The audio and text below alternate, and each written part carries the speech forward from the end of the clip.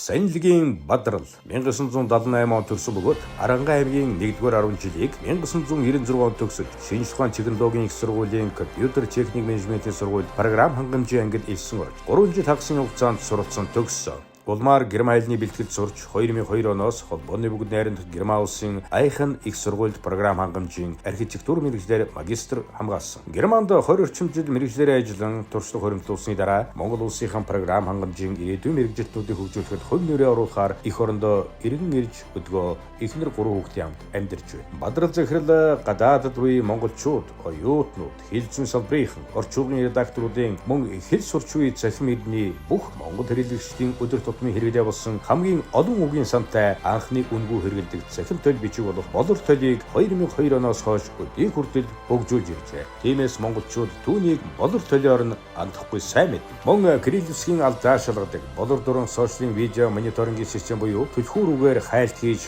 хандал трендийн судалгааг гаргадаг Кудос систем Монголын анхны хэмэл оюун буюу Ярингийг ашигладаг. Хүний оролцоогүйгээр сошиалос мэдээ цуглуулж ангилдаг Эдуга систем. Крил Монгол бичгийн хөрвүүлэгч Кимо систем. Одоогоор цөөхөн хүн мэргэлдэг хэл дээр хөгжүүлсэн Google, Amazon, Microsoft зэрэг дэлхийн технологийн авраг компаниудад өрсөлдөж чадахгүй цор ганц суурь технологи болох Чимэгэ систем зэргийг хөгжүүлжээ. Үүгээр зогсохгүй Apple Siri, Amazon Alexa шиг Монголын хамгийн анхны виртуал туслах Эгүнэг бий болгон хөгжүүлэлтийн ажлыг хийж 2025 он гэхэд хэрэглээнд нэвтрүүлэхээр ажиллаж байна. 2000 онд оюутан байх үеэс эхлэн компьютерийн хэрэглээнд өдөр тутам тулгамддаг байсан Монгол фонт танихгүй байхаа зовлонтой асуудлыг шийдэхээр монгол хэлний фонтын Bada конвертерийг хийж Unicode төрүүлэгчийн хэрэглээнд нэвтрүүлж байлаа. Үргэлжлүүлэн 2002 онд Linux-ыг монголчлохоор зоримжлуулан OpenCMN хэмээх дийлэнх нь гадаадд байдаг мэргэжлийн залуучуудын сайн дурын бүлгэн байгуулж эхэлсэн. Мөн магистрт суралцж байхдаа 2003 онд Монголын анхны үйлдвэрлэлийн систем гэж хэлж болох Sound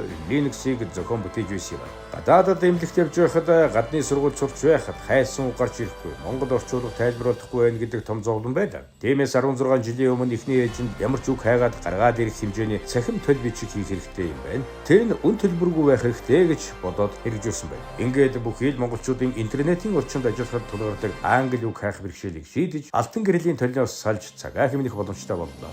Өмнө хийсэн нээлттэй үйлдвэрлэлийн системээ цааш хөгжүүлж 100 мянган үгийн самтай хүн бүр үнгүй хэрэглэх боломжтойгоор болор төлөө ажилуулсан. Энэ хугацаанд болор төлийг болор софт компани нийгмийн хариуцлагын хүрээнд тасалдгүй сайжруулан 2.0 буюу app хуулиур болон гаргасан. Өдгөө өдөр тутмын хэрэглээ болж өдөрт 200-аас 300 мянган хандлттай хагас сая үгийн самтай болоод байна. Мөн 6 хэл рүү хөрвүүлдэг болж монгол үгийн тайлбар төлийг давхар агуулсан. Бүх төрлийн гар утас дэмжин ажилладаг. Монгол бичгийг бүрэн дэмжин бараг төгс болоо зогсохгүй офлайн хөлбөртэй үнгүй хүн бүр хэрэгэлдэг. Цахим мөрний дотны туслах болгосныг бид бүгд гэрч байна. Англи хэлний дүрмийн алдаа шалгагч хаасаагүй байна. Дэлхийд алдартай төлөвч үүд ч олон байна. Америк хүн дэлхийн шилдэг боловсролыг эзэмших нөхцөл бололцоор бүрэн хангагдсан сууж Герман хүмүүс Европчууд яг адилхан. Гэтэл бид тийм боломжгүй байж ирээдүйн хүүхэд залуучуудаас сайн байхыг шаардах ямар ч ирэхгүй шүү дээ. Ямар ч гэсэн энэ боломжийг л бүрдүүлэхийн төлөө ажилласан.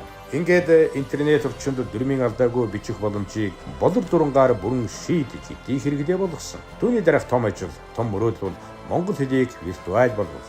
Бид цөөхөлөө учир энийг Google Meta хийж өгөхгүй. Тиймээс өөрсдөө Чимэгэ системийг хөгжүүлэх байлаа. Чимэгэ бол хэрэглээний баг нөхцөлтэй, баг нөөцтэй хэл дээр speech recognition буюу яриа таних, speech to text буюу яриа бичвэрлэх хувиргах нь ойрын ирээдүйд шийдэгдэх боломжгүй асуудал гэж үздэг байсан. Хэмэл оюуны салбарт монгол хүний хөгжүүлж дэлхийд хүлээн зөвшөөрсөн технологи юм байна. Одоогоор цөөн хүн ам хэрэгэлдэг хэрэглээний баг нөөцтэй хэл дээр хөгжүүлсэн Google, Amazon, Microsoft зэрэг технологийн авраг компаниудаа өрсөлдөж чадгүй цор ганц суурь технологи. Чимэгэ Systems компани одоогоос 16.1 сая доллар босгон дэлхийн дахны 21-р зууны хөгжлийг тодорхойлуулсан аж үйлдвэрийн 4-р хэвсгалийн эрен үед Монгол улс монголчуудыг хөл нийлүүлэн алхах боломжийг нээж цахим хэл шинжилэл буюу машин бидний яриаг ойлгох боловсруулсан үр дүнгээ бидэнд ойлгомжтойгоор илэрхийлэх үндсийг хиймэл оюун ухаан, хиймэл оюуны машин сургалтын технологитой холбон хөгжүүлж байна. Үүнийг шийдснээр Монголын эдийн засаг, үйлдвэр, үйлчилгээний зэрэг бүхий салбарт бүтээмжийн хувьсгал бий болж дэлхийд өрсөлдөх суурийг хангаж өгнө. Бизнес бол ганцхан ашигын төлөө зүйл биш, улс та хэрэгтэй,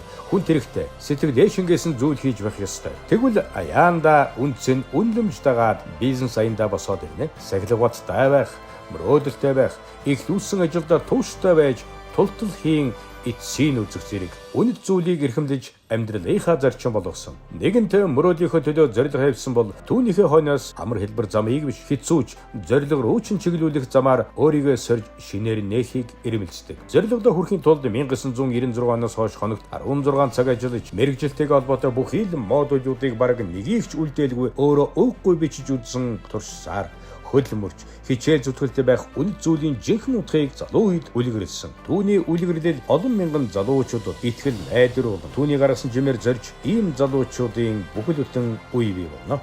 Мадрал одоо ч мөрөөдөж тэмүүлж урагшилсаар үндэсний бичиг Монгол бичгийн Unicode стандартын алдаа хүндрэлийг засч олон төвшин шийдвэрлэж тунгаамал загварыг гаргасан. Ингэснээр их хилээ ирээдүйн 2000 жилд хамгаалж чадна гэж тэр итгэдэг. Монгол улсын төрийн дулалд үндэс язгуур, хэл соёлоо, үрийн үрдэ өвлөн бадраа гэдэг. Ирээдүйн өмнө хүлээсэн үүрэг болох иргэнийхэн үүргийг тэртех 20 жилийн өмнө алс холын Гермаусыг зорж байсан тэр хөвгүн зориг нэгтнөхтийн хамт нэр төртэйгээр биелүүлж Монгол хэл, Монгол бичгээ цахим орчинд хамгаалах олон үйлсийг эхлүүлж бодтой болгон дэлхийдээ хөл нийлүүлэн яваа бахархам хувь нэмрийг онцгойлон үнэлж 2023 оны энхийн шагналыг олохоор зохион байгуулах хорооноос санал нэгтээ шийдвэрлсэн юм а. Энхийн шагнал 2023